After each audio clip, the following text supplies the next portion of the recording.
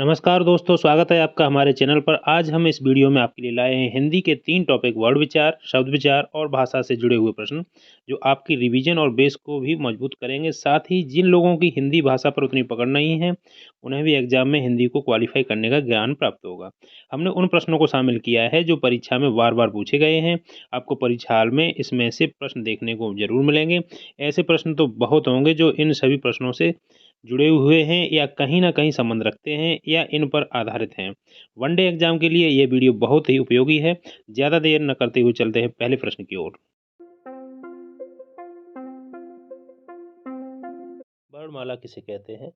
वर्णों के व्यवस्थित समूह को, वर्णों के संकलन को, शब्द गणना को, शब्द समूह को। तो इसका आंसर हो जाएगा वर्णों के व्यवस्थित समूहों को। नेक्स्ट क्वेश्चन है, भाषा की सबसे छोटी इकाई कौन सी है? शब्द, वर्ण, वाक्य, व्यंजन।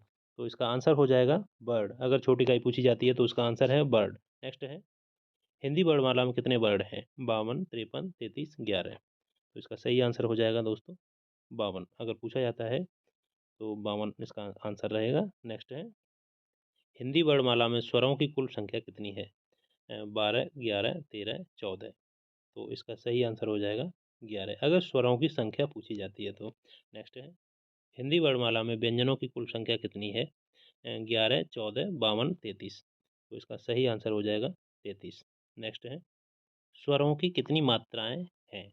11, 10, 12 या 13। तो अगर मात्राएं पूछ ली जाती हैं तो वो 10 हैं, अगर स्वर पूछ लिए जाते हैं तो वो 11 है, क्योंकि छोटे आ की कोई मात्रा नहीं होती है। नेक्स्ट है, यहाँ हम वर्णमाला को एक ही नज़र में क्लियर कर लेते हैं। स्वरों की संख्या 11, अगुआ स्वर अंग है, काउंटिंग 2 हो जाती है, जिसको अनुस्वार और क्रमशः विसर्ग कहते हैं। अनुस्वार और विसर्ग, कुल स्वर 11 में 2 जोड़ देंगे अयोगवा स्वर तो ये 13 हो जाते हैं। स्पर्श व्यंजन का से क्रमानुसार माँ तक 25 हो जाएंगे। द्विगुण व्यंजन 2 होते हैं, अंतस्थ व्यंजन 4 होते हैं, ऊष्म व्यंजन 4 होते हैं और संयुक्त व्यंजन 4 होते हैं। कुल वर्ड अगर इनको हम जोड़ेंगे तो इतना ये 52 बनेगा। चलिए इसको यहाँ भी क्लियर कर लेते हैं कि अंतस्थ व्यंजन कौन से होते हैं। अंतस्थ व्यंजन जो 4 हैं वो हैं य, र, ल, व। य, र, ल, व, ये 4 हो जाते हैं। अब है अगला, अंतस्थ व्यंजन हमने क्लियर किया। ऊष्म व्यंजन कौन से होते हैं? तो ये 4 होते हैं काउंटिंग में। तो ऊष्म, जैसा कि नाम से पता चल रहा है, इनको संघर्षी भी जानते हैं। ऊष्म या संघर्षी व्यंजन। ऊष्म इसलिए बोलते हैं कि इनको बोलने उच्चारण करते समय गर्म हवा का एहसास होता है। तो स, स, स, ह, स, स, स और ह। ये 4 हो गया हमारा ऊष्म व्यंजन। और संयुक्त व्यंजन, संयुक्त व्यंजन कौन से होते हैं? तो वो भी 4 होते हैं, जो है कि छ, त्र, ज्ञ और स्र। ये 4 हो जाएंगे हमारे संयुक्त व्यंजन। तो इस तरह से कुल ये मिला करके 52 वर्ड बनेंगे। नेक्स्ट, निम्न में से कंठ ध्वनियाँ कौन सी हैं? कंठ, तालु, मूर्धन्य, ये सब ओष्ठ, इनसे पूछ लिया जाता है। तो यहाँ कंठ का उदाहरण है कि कंठ ध्वनियाँ कौन सी हैं? क, ख, ग, च, छ, ज, य, र, ल, त, थ, ध। तो इसमें हमारा सही आंसर हो जाएगा क, ख, ग। ये पूरी कंठ नहीं है, यहाँ कंठ सिर्फ ऑप्शन के अनुसार डाला गया है। चलिए इनको भी क्लियर कर लेते हैं, किस प्रकार से होती हैं ये कंठ, तालु, मूर्धन्य और दंत ओष्ठ। तो यहाँ पर हमने इसका अलग कलर भी दिया है, क, च, ट, त, प। कचट तप करके भी याद कर सकते हैं, नहीं तो इनका क्रम कंठ, इनको तो हम क, च, ट, त, प, क वर्ग, च वर्ग, ट वर्ग, त वर्ग और प वर्ग, कचट तप। और कंठ, तालु, मूर्धन्य, दंत ओष्ठ, इनका क्रम हम अगर ऐसे याद नहीं हो रहा है तो KTMDO, KTMD वर्ड को याद कर लेंगे। और दोस्तों ये जो का से लेके माँ तक 5-5 जो दिए हैं, 5 इंटू वर्ड दिए हुए हैं, का से लेके क्रमानुसार माँ तक, ये स्पर्श व्यंजन भी कहलाते हैं। तो स्पर्श व्यंजन को 5 जगह इस प्रकार बांट दिया गया है। तो कंठ, कंठ से बोले जाते हैं क, ख, ग, घ, ङ। तालु से इसी प्रकार है, मूर्धन्य से भी हैं, दंत से, ओष्ठ से भी। उसके अलावा ये जो बचते हैं इधर, इनको भी हमने यहाँ लिखा है। अ, अंग है, और ह ये भी कंठ से बोले जाते हैं। और ई, यस, ये भी तालु से बोले जाते हैं। री और स मूर्धन्य से बोले जाते हैं। अगर कोई बोलता है कि कौन सा सा, तो आप मूर्धन्य सा बोलता है कि मूर्धन्य वाला सा, तो आप इस प्रकार से सा को समझेंगे। अगर दंत वाला सा कोई बोल देता है तो ये हमारा दंत वाला सा है। और उ अगर, तो जान ही रहे हैं सब, तो ओष्ठ से बोला जाता है उ। तो ये तो ज़्यादातर स्टूडेंट याद कर लेते हैं, लेकिन ये जो पीछे वाले हैं इनको याद नहीं करते हैं। तो यहाँ पर अक्सर करके एग्जाम में यही पूछ लिए जाते हैं। अब है नीचे, कंठ और तालु की मदद से, कंठ ओष्ठ की मदद से क्या क्या बोले जाते हैं? ए, ऐ कंठ और तालु की मदद से बोले जाते हैं। कंठ ओष्ठ ओ, औ और आ ये कंठ और ओष्ठ की दोनों की मदद से बोले जाते हैं। कंठ दंत और ओष्ठ से वह बोला जाता है दंत मूल से, दंत के मूल से जड़ पे जीभ टकराते हुए यह हम रा और ला को बोलते हैं, उच्चारण करते हैं। तो यहाँ पर ये जो पांचों वर्ग हैं इनको याद रखना है, और इनको वर्ग के अलावा जो अन्य भी वर्ड हैं उनको भी याद रखना है कि वो वर्ड कौन से वर्ग में पढ़ते हैं। नेक्स्ट क्वेश्चन है, संयुक्त व्यंजन कितने होते हैं? 2, 4, 5, 3। तो दोस्तों सही आंसर हो जाएगा संयुक्त व्यंजन 4 होते हैं। तो छे, त्र, ज्ञ, स्र। तो इनको पहले बताए हैं, इनको किस प्रकार से, क्योंकि किस किस के योग से ये बनते हैं उनको हम आगे क्वेश्चन में क्लियर करेंगे। चलते हैं नेक्स्ट क्वेश्चन की तरफ। ऊष्म या संघर्षी व्यंजन कितने होते हैं? ऊष्म या संघर्षी व्यंजन कितने होते हैं? 2, 3, 4, 5। तो ये भी 4 ही होते हैं, जैसा पहले बता दिया गया है। तो कौन से होते हैं? स, स, स, ह। स्पष्ट व्यंजनों की संख्या कितनी होती है? 24, 25, 26 और 33। तो स्पष्ट व्यंजन जैसे पहले बताया 25 होते हैं। नेक्स्ट क्वेश्चन है, हिंदी वर्णमाला में अयोगवा वर्ण कौन से होते हैं? तो अंग है क, ख, अ, ई, स्र, य। तो इसमें सही जो आंसर हो जाएगा, ये अंग है, ये हमारे अयोगवा वर्ण होते हैं जिनको अनुस्वार और विसर्ग के नाम से क्रम से जाना जाता है। नेक्स्ट है, हिंदी वर्णमाला में स्पर्श संघर्षी कौन से होते हैं? य, र, ल, व, च, छ, ज, झ, प, फ, ब, भ, ण, य, ण, न। तो इसका जो सही आंसर हो जाएगा च, छ, ज, झ। नेक्स्ट है, हिंदी वर्णमाला में लुंठित व्यंजन कौन सा होता है? ल, य, र, व। तो लुंठित व्यंजन इसका सही आंसर हो जाएगा र होता है। निम्न में से कौन से अर्ध स्वर हैं? य, व, र, ल, त्र, ज्ञ, स, ह। तो हमारा अर्ध स्वर की काउंटिंग में आ जाते हैं य और व। हिंदी वर्णमाला में पार्श्विक व्यंजन कौन सा होता है? ल, य, र, व। तो इसका जो सही आंसर हो जाएगा ल।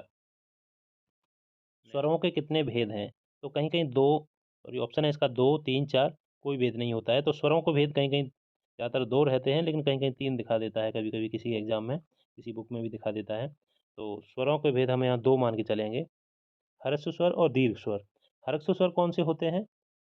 ह्रस्व स्वर होते हैं 4, अ, इ, उ, रे। छोटा अ, छोटा अ बड़ा अ कुछ नहीं होता है, लेकिन आपको समझाने के लिए बोल रहा हूँ। अ, इ, उ, रे।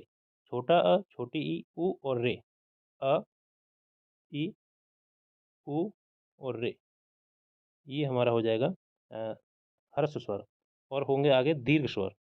दीर्घ स्वर में आ जाएंगे, दीर्घ स्वर में आ जाएंगे आ, ई, उ, ए, ऐ और ओ, औ। आ, ई, उ, ए, ऐ और ओ, औ। ये हमारे इसमें आ जाएंगे दीर्घ स्वर में। तो हर्ष स्वर और दीर्घ स्वर। और प्लुत स्वर होता है एक, जो ये 2 मात्राओं की काउंटिंग का समय लेते हैं। और प्लुत स्वर क्या होता है, 2 से अधिक ले लेता है। जैसे ओम का उच्चारण करते हैं, या फिर और भी जैसे लिखा हुआ रहता है ऐसे ओम, ऐसे भी लिख देते हैं। तो इसको अगर बोलते हैं तो ओम का उच्चारण लंबा खींचता है अपने स्वर को, तो वो प्लुत स्वर में आ जाता है। तो हम यहाँ पर 2 ही स्वर मान के चलेंगे, स्वरों के भेद केवल 2 होते हैं, इसको लेके चलेंगे आंसर। और प्लुत स्वर की भी जानकारी रखेंगे, जो ज़्यादातर संस्कृत में यूज़ होता है। क्वेश्चन है, मूल या ह्रस्व या लघु स्वरों की संख्या कितनी होती है? तो 2, 3, 4, 6। तो इसकी जो संख्या होती है वो है 4। मूल की कहें, मूल स्वर की कहें, ह्रस्व स्वर की कहें, लघु स्वर की कहें, तो वो संख्या हमारी 4 होती है। अ, ई, उ, रे, जैसे पहले अभी बताया, चाहे मूल करके क्वेश्चन आ जाए, चाहे ह्रस्व से पूछ लिया जाए, चाहे लघु से पूछ लिया जाए, हमारा आंसर भी 4 रहेगा। काउंटिंग में पूछा जाता है तो अ, ई, उ, रे। अगर पूछा जाता है कौन से होते हैं तो सेम आंसर रहेगा। नेक्स्ट है, दीर्घ स्वरों की संख्या कितनी होती है? 4, 7, 6, 5। तो इसका सही आंसर हो जाएगा 7। जैसे अभी बताया था, आ, ई, उ, ए, ऐ, ओ, औ और रे। तो ये हो जाएंगे 7। सॉरी, इसमें री जोड़ दिया है। आ, ई, उ, ए, ऐ और ओ, औ, ये हो जाएंगे हमारे 7। तो इस प्रकार से यहाँ पर हमारे इसकी संख्या हो जाएगी 7। तो नेक्स्ट है, दीर्घ संधि स्वर या सजाती स्वर की संख्या कितनी होती है? तो 4, 3, 5, 2। तो ये हो जाएंगे हमारे सजाती या दीर्घ संधि स्वर, 3 हो जाएंगे, इनकी काउंटिंग 3 होगी। कौन से होते हैं? आ, ई और उ। ये दीर्घ संधि जो हम संधि पढ़ते हैं उसमें भी दीर्घ संधि में भी ये होते हैं, तो ये दीर्घ संधि स्वर भी हैं, तो इसलिए इनको दीर्घ संधि नाम पड़ा है। और सजातीय इसलिए हैं क्योंकि ये अपनी ही जाति से मिलके बने हुए हैं। आ धन आ चाहे छोटा या बड़ा रहा हो आगे पीछे, लेकिन अपनी ही जाति से आ ही से मिलके बना हुआ है, और ई से ही मिलके बनी है, और ऊ से ही मिलके बना हुआ है। ये ट्रिक को याद रखेंगे और दीर्घ संधि शब्द याद रखेंगे तब भी यही है, क्योंकि संधियों में पूछा जाता है तो विद्यालय इस प्रकार से जो आ का आंसर आता है उसमें दीर्घ संधि में आ ई ऊ में ही आंसर उस पे डिपेंड होता है। इसलिए दीर्घ संधि यही बनती है आ ई ऊ। और सजाती स्वर इसलिए बोला जाता है कि अपनी जाति से ही ये वर्ण मिलके बने हुए हैं, तो ये सजाती स्वर की गणना में आ जाते हैं। नेक्स्ट है संयुक्त स्वर या विजातीय स्वरों की संख्या कितनी है? तो 2, 4, 6, 3। तो इनकी संख्या हो जाती है 4। संयुक्त व्यंजन की बात नहीं कर रहे हैं, क्षेत्र ज्ञास्र वो संयुक्त व्यंजन है, यहाँ हम संयुक्त स्वर पूछे जाते हैं उनकी बात कर रहे हैं। तो संयुक्त स्वर कहें या क्वेश्चन इस प्रकार से बन जाए कि विजातीय स्वर कौन से होते हैं, तो ये 4 होते हैं। ये कौन-कौन से होते हैं? ए, ऐ और ओ, औ। ए, ऐ और ओ, औ। ये हो जाएँगे हमारे 4 संयुक्त स्वर या विजातीय स्वर। तो ए, ऐ किससे मिलके बना होता है? सॉरी, विजातीय क्यों बोलते हैं कि ये दूसरी जाति से मिलके, जैसे सजाती था उसका ठीक अपोजिट विजातीय है। तो ए जो बना होता है वो अ और ई से ए होता है, सॉरी छोटी ए है। चलो इसको मिटा देते हैं। बात करते हैं अभी ए की, जैसे हमने बोला ए, तो ये बना होता है अ से और ई से। तो ए बना होता है अ, ऐ की बात कर लेते हैं, तो ये बना होता है अ से और ए से। अब ओ की बात कर लेते हैं, तो अ से और उ से। औ औ की बात कर लेते हैं, तो ये होता है अ से और ओ से, छोटे ओ से। तो ये ए, ऐ और ओ, औ संयुक्त स्वर भी हैं और विजातीय पूछा जाता है तब भी सेम आंसर इनका रहेगा। नेक्स्ट है, नासिक के व्यंजन कौन से होते हैं? तो first, second, third, fourth 4 option यहाँ दिया हुआ है, इनको पढ़ने में समय लगेगा, तो इसको हम डायरेक्ट करेंगे। ये फर्स्ट इसका आंसर हो जाएगा। ये वर्ग के पंचमा अक्षर होते हैं, जो नाक की हेल्प से बोले जाते हैं, नासिक व्यंजन कहते हैं। ये हमेशा ध्यान रखना, वर्ग के पंचमे अक्षर जो होता है वो क्या होते हैं? हर एक वर्ग के जो 5 वर्ग कचट तब के जो मैंने बताया था पहले, उनके लास्ट वर्ड हैं, सभी वर्गों के ये लास्ट वर्ड हैं। तो हर वर्ग का पंचमा अक्षर है, ये पहले के वर्ग का है, ये दूसरे, तीसरे, चौथे, पाँचवें, ये पाँचों वर्ग के अंतिम अक्षरों को जोड़ दिया गया, तो ये नासिक व्यंजन में पूछ लिया जाता है। नेक्स्ट है, निम्न में से अघोष कौन से हैं? तो यहाँ अघोष पूछा गया है, तो इसको क्लियर कर लेते हैं। अघोष अगर पूछा जाता है, जैसे मान लो जो क्रम है कचट तब का, तो पहला, दूसरा, तीसरा, चौथा, पाँचवाँ। मान लो कचट तब का ख, ग, घ, ङ, तो जो क्रम है 5 जुड़े हुए हैं, तो हर एक वर्ग का, प्रत्येक वर्ग का पहला और दूसरा जो वर्ड बनेगा वो अघोष कहलाएगा। और ये तीसरा, चौथा, 5वें स्थान पर जो रहेंगे, ये पहली लाइन मैंने लिख दिया, दूसरी, तीसरी, चौथी और 5वीं। तो ये पहला-पहला जितने होंगे और दूसरे-दूसरे वाले वर्ड होंगे, हर एक व्यंजन के वर्ग के जो वर्ड होंगे वो अघोष कहलाएँगे। और जो पीछे वाले होंगे, ये सघोष या घोष कहलाएँगे। इसमें बड़ा कन्फ्यूजन होता है, थोड़ा किताब में आप देखेंगे, बुक में देखेंगे या लिखेंगे, इसको नोट कर लेंगे तो बिल्कुल आपको कंठस्थ याद हो जाएगा। अब चलते हैं ऑप्शन में, तो पहला और दूसरा, माँ और या का स्थान पहला नहीं है, तो ये भी नहीं है। बा और भा का स्थान पहला नहीं है किसी में, तो ये भी नहीं है। त, थ, द, ध, न, ये हमारा आंसर सही है। और थ और प, ये भी प वर्ग का, नीचे प, फ, ब, भ, ये भी फर्स्ट है, और त, थ, ये भी सेकंड हो जाता है, तो ये भी हमारा सही हो जाएगा। ये भी पहले दूसरे की गणना में आ जाएँगे। तो यहाँ पर हमारे दोनों ही आंसर सही होंगे, या टाइपिंग से किसी प्रकार से मिस्टेक हुआ है, लेकिन हम समझ लेते हैं इसको। तो यहाँ पर हमारे तीसरा, चौथा दोनों ही सही हो जाएँगे। नेक्स्ट है, क्वेश्चन है कि निम्न में से सघोष कौन-सा है? वहाँ पर अघोष पूछा था, यहाँ पर सघोष पूछ लिया गया है। या फिर मान लो घोष पूछ लिया जाए, तब भी यही है, घोष या सघोष एक ही बात है। अघोष अलग हो गया, ये अघोष बिल्कुल अलग हो गया। तो ये दोनों एक ही नाम है, घोष और सघोष, और अघोष अलग है। तो अघोष जो होता है वो पहला और दूसरा, और सघोष या घोष जो होता है वो तीसरा, चौथा और 5वाँ हो जाता है। वर्ग की बात कर रहे हैं हम। तो यहाँ पर हम इसको हटा दे रहे हैं, उसके बाद क्लियर करके उसको क्वेश्चन को क्लियर करेंगे। तो निम्न में से सघोष कौन से हैं? तो ज, झ, य, क, ख, ग, ट, त, प, च, क, ड़। तो यहाँ पर जो हमारा क्वेश्चन हो जाएगा, आंसर हो जाएगा च छ, वो दोनों हो गया, अघोष हो गया और ये सघोष हो गया पीछे से, पीछे के तीनों वर्ड हैं च छ ज झ य। तो च और छ इसमें पहले दूसरे हो गए, बीच के पीछे के जो सॉरी पीछे के तीनों हैं ये हमारे सघोष कहें या इनको घोष कहें। तो हमारा यहाँ पर ये आंसर सही हो जाएगा। नेक्स्ट है, इसी के साथ में यहाँ पर हम सघोष और घोष के साथ अब अल्पप्राण और महाप्राण भी क्वेश्चन कभी-कभी बन जाता है। तो अल्पप्राण और महाप्राण के बारे में यहाँ पर चर्चा कर लेते हैं। तो जैसे कि अल्पप्राण, अभी बात कर लेते हैं अल्पप्राण और महाप्राण की। तो अल्पप्राण, अल्पप्राण, चलिए यहाँ इसको क्वेश्चन याद नहीं रहा उसको ऐड करने का। तो अल्पप्राण और महाप्राण इसको भी कर लेते हैं। तो अल्पप्राण पहला और तीसरा और पाँचवां अक्षर वर्ग का बनेगा और महाप्राण जो है वो दूसरा और चौथा, मतलब दूसरा और चौथा प्रत्येक वर्ग का दूसरा और चौथा वर्ग महाप्राण, उसका हम आंसर देंगे। और अल्पप्राण पूछा जाता है तो दोस्तों 1 और 3 5, पहला तीसरा पाँचवां अल्पप्राण और महाप्राण दूसरा चौथा। तो सम विषम में लिया गया है। घोष सघोष में तो जैसे मान लो कि 1 2 3 4 5, तो घोष सघोष की बात की जाए तो वो इस प्रकार से हो जाती है, अघोष आगे के दोनों और सघोष पीछे के तीनों। इस प्रकार घोष सघोष का बात हो गया। बात अगर अल्पप्राण और महाप्राण की करते हैं तो ये इसका क्रम कुछ इस तरह से हो जाता है कि दूसरा और चौथा हो गया महाप्राण और बाकी का बचा हुआ हो गया अल्पप्राण। तो घोष अघोष और अल्पप्राण महाप्राण में बिल्कुल भी कन्फ्यूजन नहीं करना है। नेक्स्ट है, उत्क्षिप्त या गौण व्यंजन कौन से होते हैं? तो इसका आंसर हो जाएगा हमारा उत्क्षिप्त या गौण व्यंजन करके क्वेश्चन पूछा जाता है। तो ड़ और ढ, तो ये क्या है, उत्क्षिप्त या गौण व्यंजन की श्रेणी में आ जाते हैं।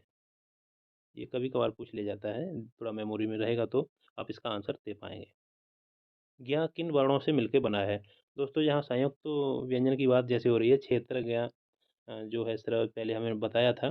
तो ज्ञ आधा का और सा, आधा ता और रा, आधा जा और या, आधा सा और रा। तो इसका जो आंसर हो जाएगा वो आधा ज और या।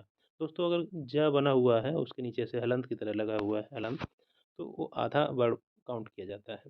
तो आधा ज और य, तो ये या इन वर्णों से मिलकर बना होता है। बहुत क्वेश्चन पूछा जाता है, ये एग्जाम की दृष्टि से बहुत ही इंपॉर्टेंट क्वेश्चन है, ये संयुक्त व्यंजन से पूछ लिया जाता है।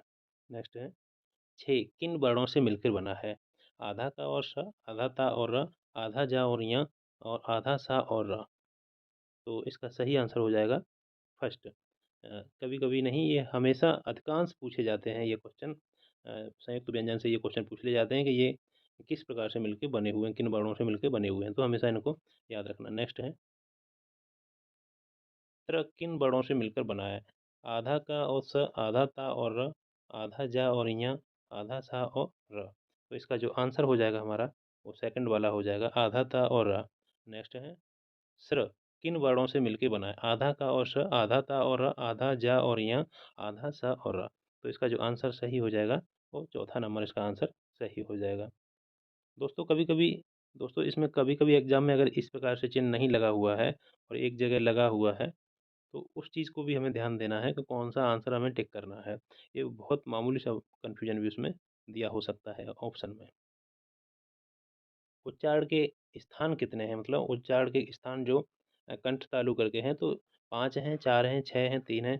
तो इसका जो सही आंसर है वो 5 हो जाएगा। जैसे बताया था KTMDO, कंठ, तालु, मूर्धा और दंत और ओष्ठ, ये हमारे 5 हो जाएँगे। हिंदी के शब्दों का वर्गीकरण, तो इसमें है कि उत्पत्ति स्रोत के आधार पर, या तो उत्पत्ति के पूछा जाएगा कि उत्पत्ति के आधार पर शब्दों का वर्गीकरण किस प्रकार से है। तो या तो उत्पत्ति आएगा या स्रोत के आधार पर, या दोनों हो सकता है, उत्पत्ति या स्रोत के आधार पर या इतिहास के आधार पर। तो ये फर्स्ट हो गया। सेकंड हो जाएगा रचना के आधार पर कहें या रचना या बनावट के आधार पर, या हो सकता है व्युत्पत्ति, रचना, बनावट। व्युत्पत्ति के जैसे व्युत्पत्ति का अपोजिट व्युत्पत्ति। तो फर्स्ट हो गया हमारा उत्पत्ति, स्रोत या इतिहास के आधार पर पूछ लिया जाता है। सेकंड है रचना बनावट के आधार पर या व्युत्पत्ति के आधार पर। अगला है, तीसरा है, दो हमारा यहाँ हो गया है। तीसरा है रूप या प्रयोग के आधार पर। तो रूप के आधार पर पूछा जाए या प्रयोग के आधार पर पूछा जाए या व्याकरणिक विवेचन के आधार पर पूछ लिया जाए, लेकिन यहाँ रूप के आधार पर ही ज़्यादातर क्वेश्चन मिलेगा आपको। उत्पत्ति के आधार पर, रचना के आधार पर, रूप के आधार पर। और चौथा है अर्थ के आधार पर। तो इन्हीं चारों को हम यहाँ पर पढ़ेंगे आगे उत्पत्ति स्रोत के आधार पर। या तो क्वेश्चन फँसेगा उत्पत्ति के आधार पर या स्रोत के आधार पर, तो हम हमेशा ध्यान रखेंगे। पहला है तत्सम शब्द, दूसरा है तद्भव शब्द, तीसरा देशज और विदेशज, और यहाँ संकर को भी शामिल कर लिया जाता है। तत्सम कौन से होते हैं? हिंदी में एग्जाम में अगर आपका सिलेबस में हिंदी है और उसमें तत्सम तद्भव पूछ लिए जाते हैं, तो आपको ये पता ही नहीं है कि तत्सम कौन से होते हैं, तद्भव कौन से होते हैं, देशज कौन से हैं, विदेशज कौन से हैं, संकर कौन से हैं, तो आप हो सकता है अपने नंबर को अच्छे से प्राप्त नहीं कर पाएँ और अपने नंबर खो देंगे। तो यहाँ पर हम बात करेंगे तत्सम शब्द की, तो चलिए इनको क्रम से समझते हैं। पहला है तत्सम शब्द, संस्कृत के ऐसे शब्द जिसे हम ज्यों का त्यों प्रयोग में लाते हैं। ज्यों का त्यों का पर मतलब है कि संस्कृत के ही शब्द हैं वो, और हिंदी में हम ज्यों का त्यों प्रयोग में लाते हैं, तत्सम शब्द कहलाते हैं।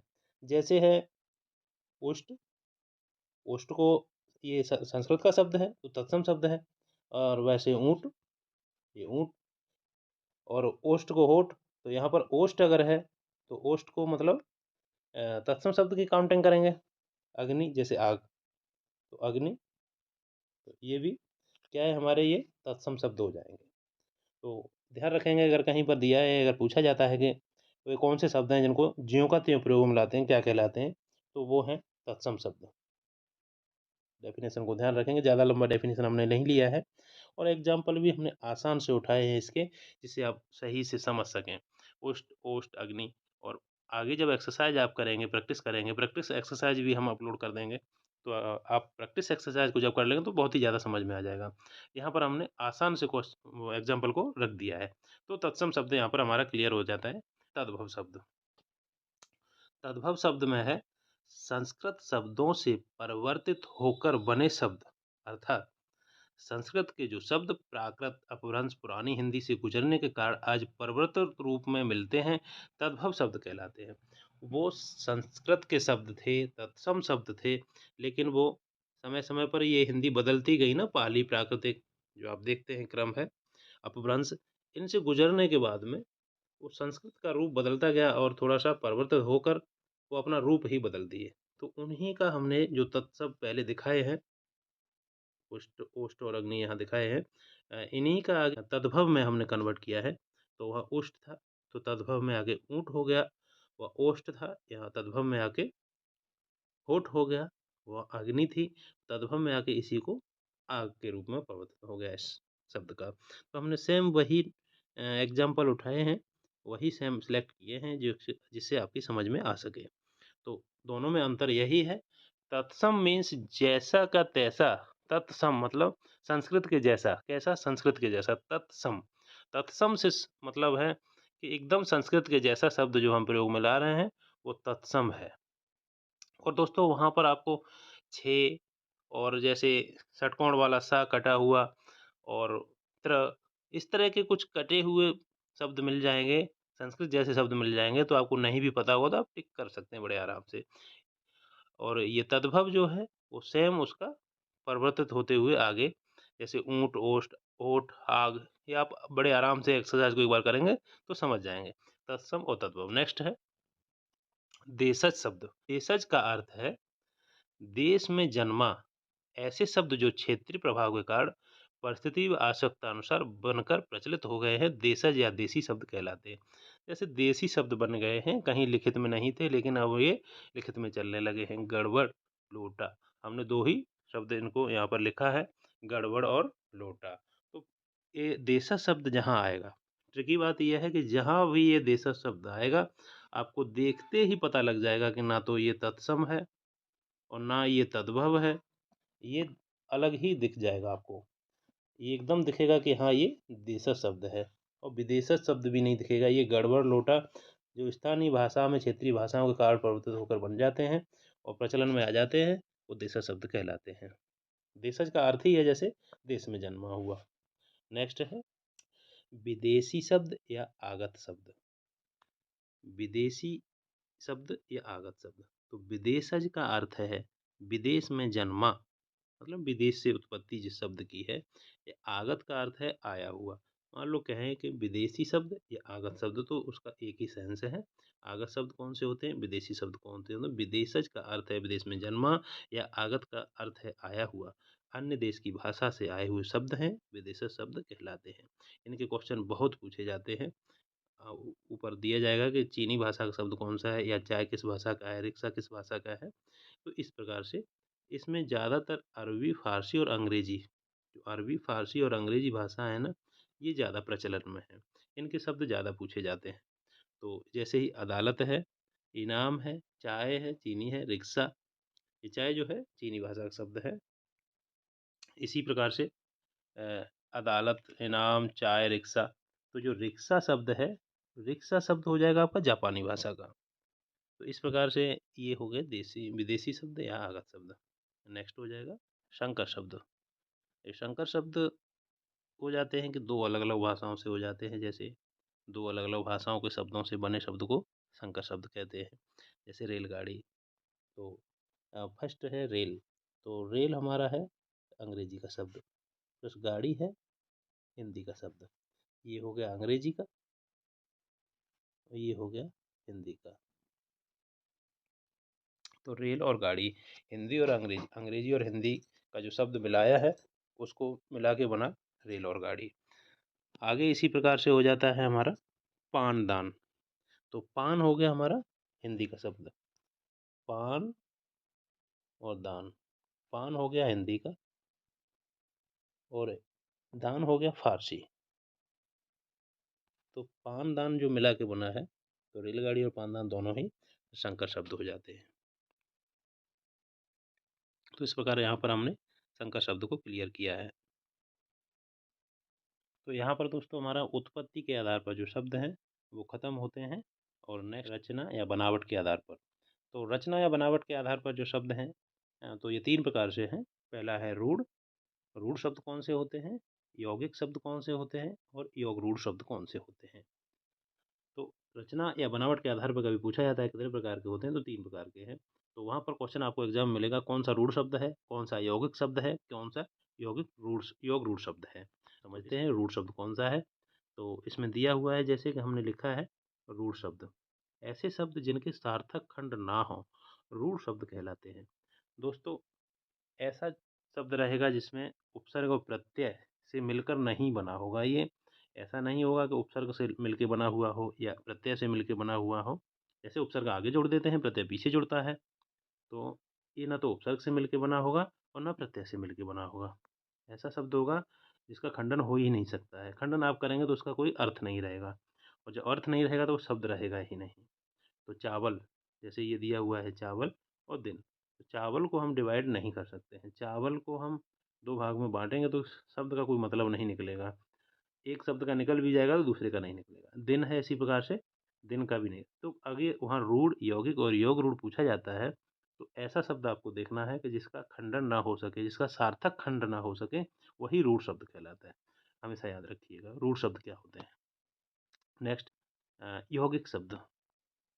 रूल का आप समझ गए हैं। ये हम बात कर रहे हैं रूप या रचना या बनावट के आधार पर, उत्पत्ति के आधार पर हम बात कर चुके हैं, और रचना या बनावट के आधार पर रूढ़ शब्द, यौगिक शब्द, योग रूढ़ शब्द।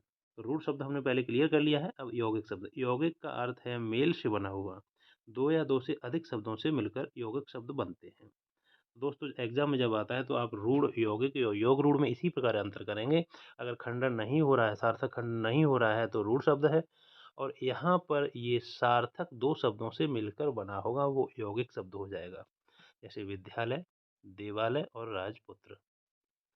तो यहाँ संधि विच्छेद नहीं करेंगे हम, लेकिन आपको बता दें कि विद्याधनालय, विद्यालय, विद्या का आलय, देवधनालय, देव का आलय, राजपुत्र, राजा का पुत्र। तो ये चला जाएगा कहाँ हमारा, समास में।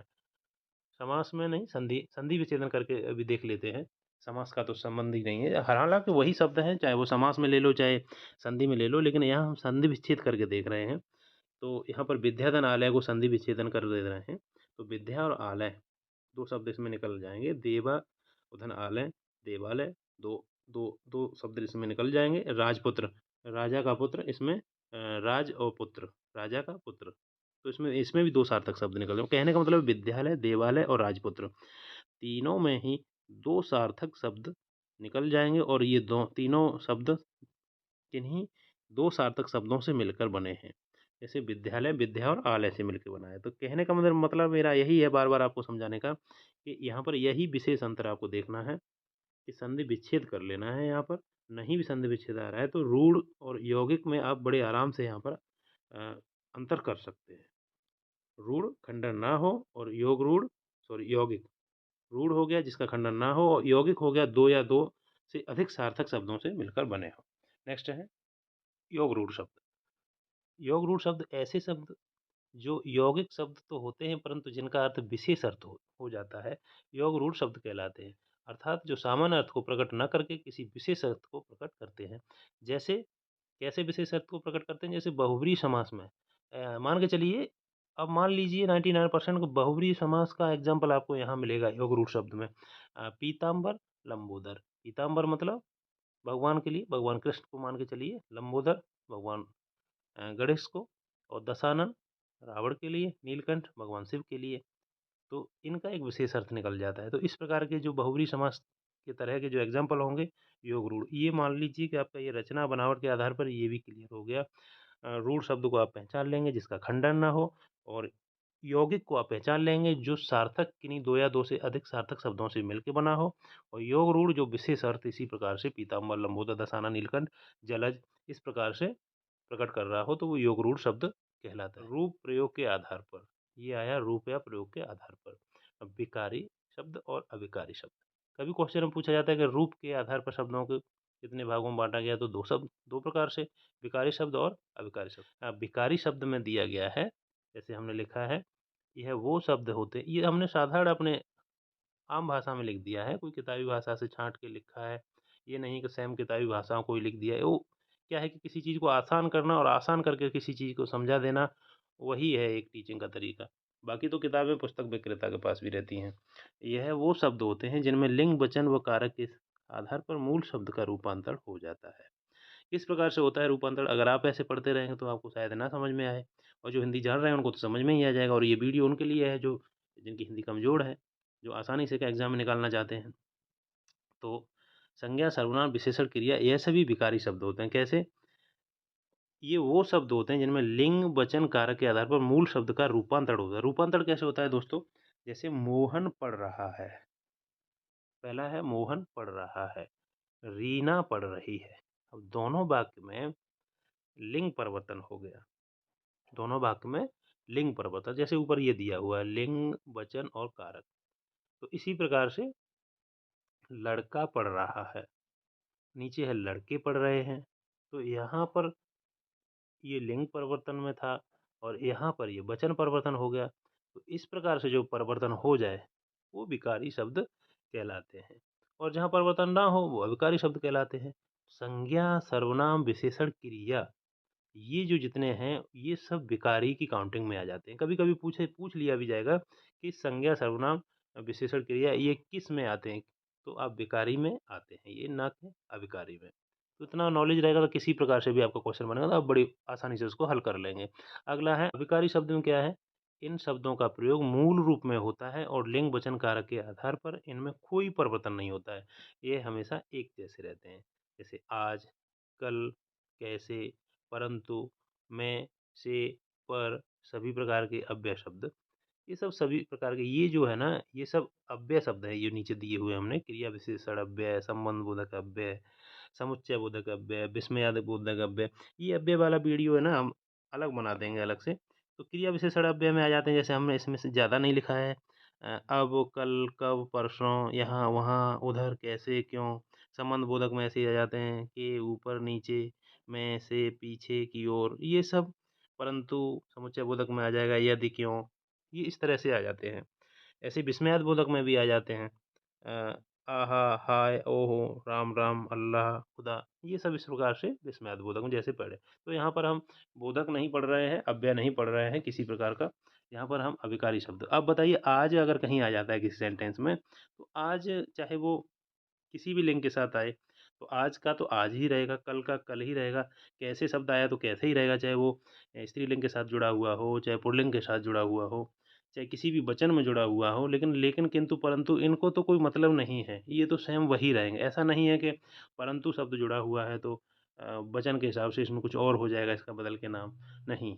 ये अविकारी शब्द हैं, आज, कल, कैसे, परंतु, मैं, से, पर, ये हमने शॉर्ट लिख दिया है। ये अविकारी शब्द बदली नहीं होते हैं, इसीलिए विकारी शब्दों में बदलाव हो जाता है लिंग वचन का, लिंग वचन और कारक का, और इनमें कोई प्रभाव नहीं पड़ता, सिर्फ इतना ही अंतर है अविकारी शब्द में। तो यहाँ पर ये हमारा यहाँ पर खत्म हुआ। नेक्स्ट है अर्थ के आधार पर। अर्थ के आधार पर आप लोग जानते ही हैं ज़्यादातर, इसमें उतना कोई खास नहीं है, लेकिन ज़रूरी है जानना। एकार्थी शब्द, अनेकार्थी शब्द, समानार्थी या पर्यायवाची शब्द, विपरीतार्थी या विलोम शब्द, एकार्थी शब्द, इसका केवल एक ही अर्थ होता है। व्यक्तिवाचक संज्ञा इसकी श्रेणी में आ जाती है, जैसे Ganga, Yamuna, Radha. Ganga means Ganga, Yamuna means Yamuna, Radha means Radha, कोई अलग अर्थ है ही नहीं। तो ये हो गया हमारा एकार्थी शब्द। दोस्तों बहुत जल्दी आपका वीडियो, ज़्यादा लंबा ना हो इसलिए जल्दी भाषा में बोल रहा हूँ, और पीछे हमने थोड़ा सा 2 4 6 नंबर का टेस्ट भी रखा है, जिससे आपको पता लगेगा हाँ, हमने मेमोरी के आधार पर कितना उसको हम हल कर सकते हैं। समानार्थी या पर्यायवाची शब्द, तो ये कौन से होते हैं? ये शब्द ऐसे होते हैं जो समान अर्थ देते हैं, जैसे फूल, फूल का ही है पुष्प, यहाँ पर बीच में डैश कर लीजिए, पुष्प, सुमन, प्रसून, तो फूल के ही ये पर्यायवाची हैं। तो यही है समानार्थी और पर्यायवाची शब्द, जो जैसे आप पहले से जानते रहे। इम्पोर्टेंट पर्यायवाची का हम लोग वीडियो अपलोड कर देंगे, अभी फिलहाल तो इसी को समझिए। आगे चलते हैं। विपरीतार्थी या विलोम शब्द, यह शब्द विपरीत अर्थ का बोध करते हैं, विपरीतार्थी या विलोम शब्द कहलाते हैं। विलोम शब्द को समझाने की कोई जरूरत ही नहीं है। सच का झूठ, दिन का रात, ये थोड़ा मिस्टेक हुआ है प्रिंटिंग में, तो डैश में हमको देना था। चलिए आप लोग समझ लीजिए इसको। तो ये हो गया हमारा विपरीतार्थी शब्द। उत्पत्ति के आधार पर शब्द के कितने भेद होते हैं? दोस्तों ज़्यादा नहीं है, 5-6 क्वेश्चन है, उसको हम क्लियर करेंगे। तो उत्पत्ति के आधार पर 5 होते हैं, लेकिन एग्जाम में आपको 4 देखने को मिलेगा, तो आप वहाँ पर 4 पे टिक करेंगे। शंकर शब्द को हो सकता है वो काउंट ना करें, लेकिन अगर करता है तो फिर 5 हो जाएंगे उत्पत्ति के आधार पर। तत्सम, तद्भव, देशज, विदेशज और शंकर। शंकर को काउंट नहीं करता है तो आप 4 पे टिक कीजिएगा। नेक्स्ट है संस्कृत के ऐसे शब्द जिसे हम ज्यों का त्यों प्रयोग में लाते हैं कहलाते हैं। दोस्तों मैंने पहले बताया था कि संस्कृत के ऐसे शब्द जो ज्यों का त्यों प्रयोग में लाते हैं वो तत्सम शब्द कहलाते हैं। नेक्स्ट है निम्नलिखित में से रूढ़ शब्द कौन सा है? निम्नलिखित में से रूढ़ शब्द कौन सा है? दोस्तों इस क्वेश्चन को मेरा दिल कर रहा है कि आपके लिए टेस्ट के लिए मैं छोड़ देता हूं, जिससे मुझे भी पता लगे कि हाँ कोई मेरा वीडियो देख रहा है और उस पर थोड़ा इंटरेस्टेड भी है, कमेंट भी दे रहा है। कमेंट नहीं भी देंगे तो कोई बात नहीं, लेकिन आप इतना जरूर रखें कि रूढ़ शब्द कौन सा है। देवालय है, विद्यालय है, पशु है और जलज है। तो आप कमेंट में बताइए कि इसका सही आंसर क्या है। रूढ़ शब्द अगर मैंने आपको सही एक्सप्लेन कर दिया है तो आप इसका सही आंसर बता ही देंगे, मुझे उम्मीद है। नेक्स्ट क्वेश्चन पर मैं चलता हूँ। लोटा किस प्रकार का शब्द है? तत्सम है, तद्भव है, देशज है और विदेशज है। दोस्तों लोटा ये ना तो तत्सम है ना तद्भव है, ये लोटा है, देशज शब्द है। इस प्रकार के शब्द हमारे पहले ही बताया था कि हमारी लोकल भाषा में निकल के आ जाते हैं और बड़ा प्रचलन में हो जाते हैं, और वो लिखित भाषा में चलने लगते हैं। बाकायदा हम लिखित में इसका इस्तेमाल करते हैं, बोलचाल की भाषा में इस्तेमाल करते हैं। तो लोटा है देशज शब्द। ऐसे क्वेश्चन एग्जाम में पूछ लिए जाते हैं। नेक्स्ट है रेलगाड़ी किस प्रकार का शब्द है? तो तत्सम या तद्भव या देशज या विदेशज या संकर। तो दोस्तों मैंने बताया था 2 भाषाओं से बना हुआ अगर कोई शब्द है तो वो संकर कहलाए, संकर शब्द। तो रेल अंग्रेजी भाषा का है, गाड़ी हिंदी भाषा का, रेलगाड़ी संकर शब्द है। क्वेश्चन आ जाता है एग्जाम में, बाकायदा पूछा जाता है। जिस शब्द के कई सार्थक खंड हो सकें उन्हें क्या कहते हैं? जिस शब्द के कई सार्थक खंड हो सकें उन्हें क्या कहते हैं? तो दोस्तों रूढ़ या यौगिक या योग रूढ़ या इनमें से कोई नहीं। तो दोस्तों मैंने आपको बताया था कि सार्थक खंड हो जाते हैं यौगिक में। तो यौगिक एक ऐसा है शब्द जिसके सार्थक खंड हो जाते हैं। सार्थक खंड से ही ये सार्थक शब्दों के मेल से ही बनता है, तो इसके सार्थक खंड भी हो जाएंगे, सीधी सी बात है। नेक्स्ट है रूप के आधार पर शब्द के कितने प्रकार हैं? रूप के आधार पर 2, 3, 4, 5। तो रूप के आधार पर दोस्तों शब्द के 3 प्रकार हैं, रूढ़, यौगिक और योग रूढ़। तो रूप के आधार पर शब्द के 3 प्रकार हैं।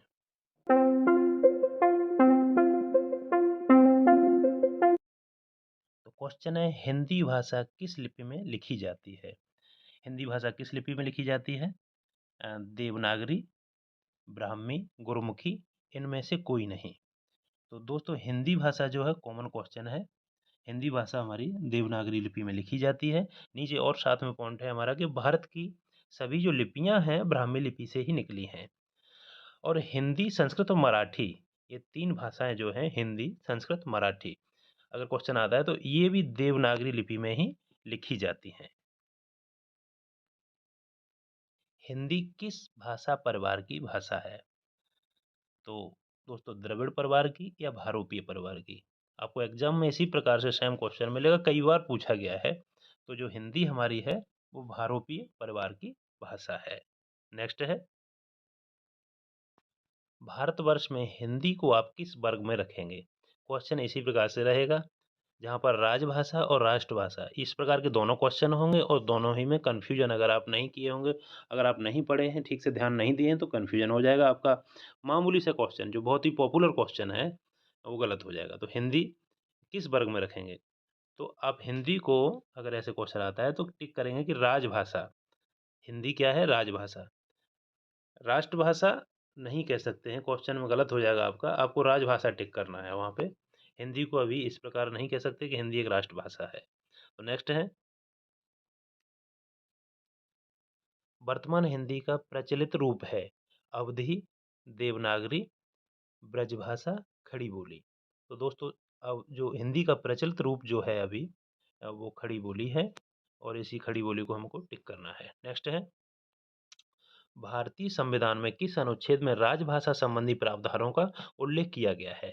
341 से 351 तक, 342 से 353 तक, और 343 से 351 तक, और 344 से 345 तक। तो भारतीय संविधान के जो अनुच्छेद हैं 343 से 351 तक, उसमें इसका प्रावधान है। तो इसका आंसर हमारा सी हो जाएगा। नेक्स्ट है, हिंदी खड़ी बोली किस अपभ्रंश से विकसित हुई है? अर्धमागधी से, शोरसैनी से, मगधी से, इनमें से कोई नहीं। तो अपभ्रंश अगर पूछा जाता है खड़ी बोली का तो वो शोरसैनी है। नेक्स्ट है, जल्दी कवर करेंगे क्वेश्चन को। कब हिंदी को राजभाषा बनाने का निर्णय लिया गया है? 14 सितंबर 1950, 14 सितंबर 1946, 14 सितंबर 1947, 14 सितंबर 1949। तो दोस्तों इसका सही जो आंसर हो जाएगा 14 सितंबर 1949 हो जाएगा। वीडियो को दोस्तों पूरा देखना है, इसमें वही क्वेश्चन है जो बहुत ही इंपॉर्टेंट है और बहुत ही जल्द कवर कर दिए गए हैं इसमें। भारतीय संविधान की 8वीं अनुसूची में शामिल भाषाओं की संख्या कितनी है? कॉमन क्वेश्चन है दोस्तों, गलती अगर हो जाती है तो क्वेश्चन चला जाएगा। इसका आंसर हो जाएगा 22, बता देते हैं। नेक्स्ट चलते हैं, भारतीय संविधान में 8वीं अनुसूची में 22 भाषाओं की व्यवस्था है। हिंदी की आदि जननी है पाली, प्राकृत, अपभ्रंश, संस्कृत। तो दोस्तों जो हिंदी की आदि जननी है उसका सही आंसर हो जाएगा पाली, प्राकृत, अपभ्रंश, संस्कृत में से इसका डी आंसर हमारा सही हो जाएगा। इसका सही आंसर है संस्कृति, हिंदी की आदि जननी।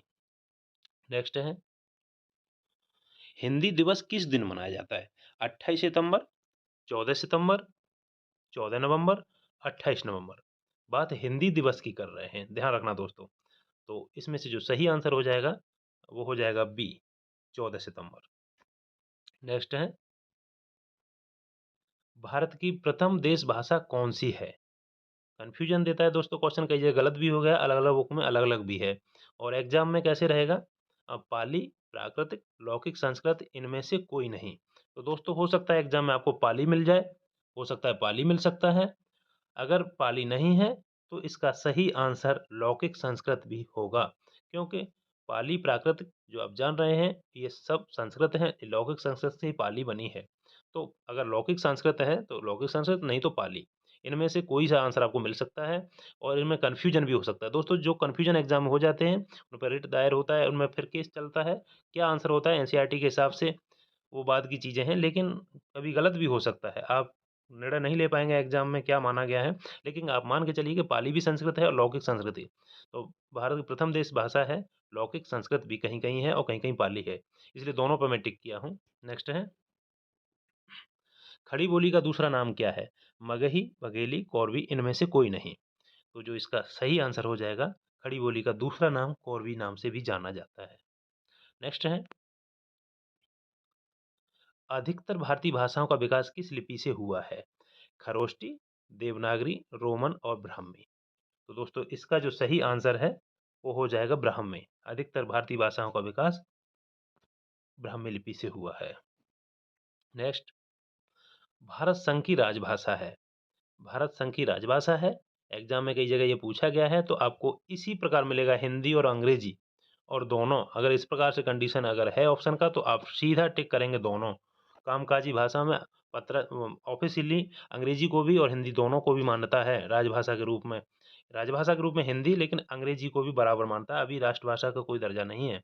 तो इस प्रकार से सेम क्वेश्चन आया है कि भारत संघ की राजभाषा है तो अंग्रेजी हिंदी दोनों, तो उसमें दोनों सही माना गया है। आप अगर इस प्रकार से मिलता है आप दोनों पे टिक करेंगे, ना कि अंग्रेजी और ना ही हिंदी।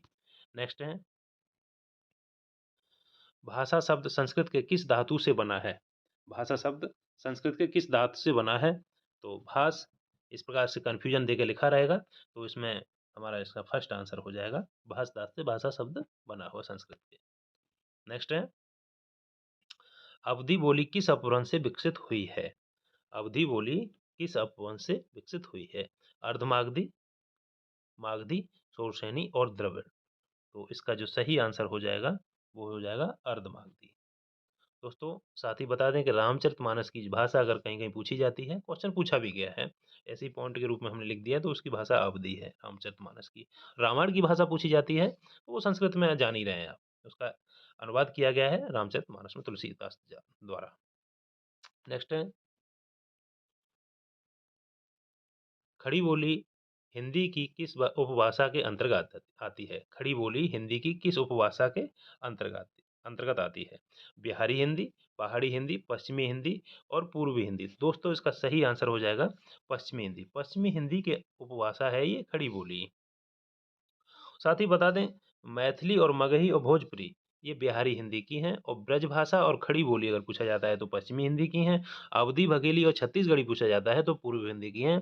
यही ज़्यादातर पूछा गया है, ये इंपॉर्टेंट पूछी गई हैं, इसलिए मैंने यहाँ पर लिख दिया है, बाकी और भी हैं। तो नेक्स्ट है, भाषा लिखने के लिए प्रयुक्त चिन्हों के व्यवस्थित रूप को क्या कहा जाता है? मैंने ये क्वेश्चन बना के नहीं लिखा है, कहीं सेट से ही लिया है, इंपॉर्टेंट क्वेश्चन को मैंने सेलेक्ट किया है। सेम इसी प्रकार पूछा गया है। भाषा शास्त्र, बोली, वर्णमाला, लिपि। तो दोस्तों भाषा लिखने के लिए जो प्रयुक्त चिन्हों का व्यवस्थित रूप है उसको हम लिपि कहते हैं। तो इसका जो सही आंसर हो जाएगा वो लिपि हो जाएगा। नेक्स्ट है, देवनागरी लिपि की उत्पत्ति हुई है। देवनागरी की लिपि लिपि जो है उसकी उत्पत्ति हुई है ब्राह्मी लिपि से, गुप्त लिपि से, रोमन लिपि से, खरोष्टी लिपि से। तो दोस्तों इसका आंसर हो जाएगा ब्राह्मी लिपि से देवनागरी लिपि की उत्पत्ति हुई है। नेक्स्ट है, 10 जनवरी को कौन सा दिवस मनाया जाता है? 10 जनवरी को कौन सा दिवस मनाया जाता है? हिंदी दिवस, मातृभाषा दिवस, भाषा दिवस, अंतर्राष्ट्रीय हिंदी दिवस। तो दोस्तों इसका जो सही आंसर हो जाएगा वो हो जाएगा अंतर्राष्ट्रीय हिंदी दिवस। और दोस्तों ये भी है कि हिंदी दिवस 14 सितंबर और मातृभाषा दिवस अगर पूछा जाता है तो 21 फरवरी। 21 फरवरी, 14 सितंबर और 10 जनवरी। 10 जनवरी पूछा जाता है तो अंतर्राष्ट्रीय हिंदी दिवस। दोस्तों यह वीडियो यहाँ पर हमारा समाप्त होता है। आपको हमारा वीडियो और वीडियो का कंटेंट कैसा लगा हमें कमेंट में अवश्य बताएं। साथ ही हमारी वीडियो को लाइक, शेयर और चैनल को भी सब्सक्राइब करें। मिलते हैं अगले वीडियो में। धन्यवाद।